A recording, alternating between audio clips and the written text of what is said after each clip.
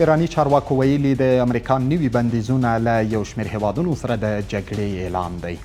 د ایران د بهرنیو چارو وزارت ویاند اسماعیل بقایي ویلي پر ایران د امریکا نوي اقتصادي بندیزونه د جګړې اعلان په معنا دي.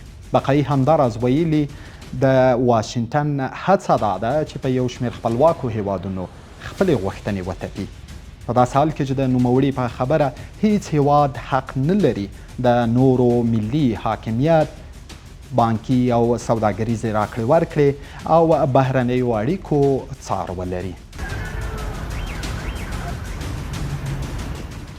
د ایران خلاف د امریکای جنگ د ملګرو ملتونو د ټولو قوانینو او منشور سره په ټکر کې دي او ملګرو ملتونو په دې برخه کې خپل اندېښنه څو ځله اظهار کړې ده، مګر امریکا د زوره کار اخلي. امریکا د ملګرو ملتونو منشور ته بې احترامي کوي. د امریکا دا ډول اقتصادي بندیزونه د ملګرو ملتونو د منشور د حاکمیت د واضح د دوهمې مادې او د غیر مداخلي اصولو سره په جدي په ټکر کې دي.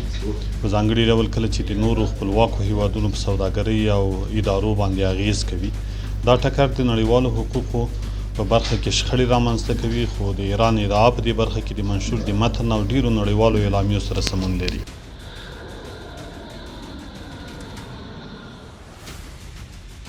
د ایران د بهرنیو چارو وزارت ویاند ویلي د امریکا له لوري ثانوي اقتصادي بندیزونه هیڅ اساس او بنسټ نه لري.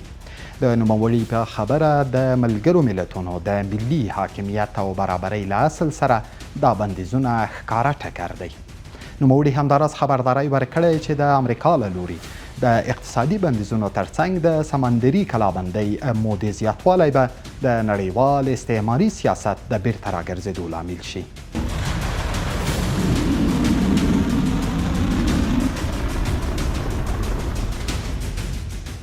کاره خبر ده چې د ایران او امریکا ترمنځ جګړه روانه ده. جګړه کې مختلف تکتیکونه استفاده کوي، که دا مصالحانه جګړه، که دا بندیزونه لګول کیږي، که دا اقتصادي فشارونه، تبلیغاتونه، استخباراتي لوبي، دا ټول هغه تکتیکونه دي چې دښمن د دښمن په وړاندې استعمالوي. د ایران او امریکا ترمنځ له کلونو راهیسې د بندیزونو په اړه اختلاف شتون لري.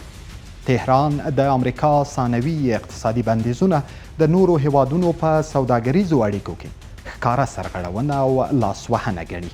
په داسې حال کې چې امریکا بیا پر ایران اقتصادي بندیزونه په دغه هیواد د فشار ښه وسیله بولي.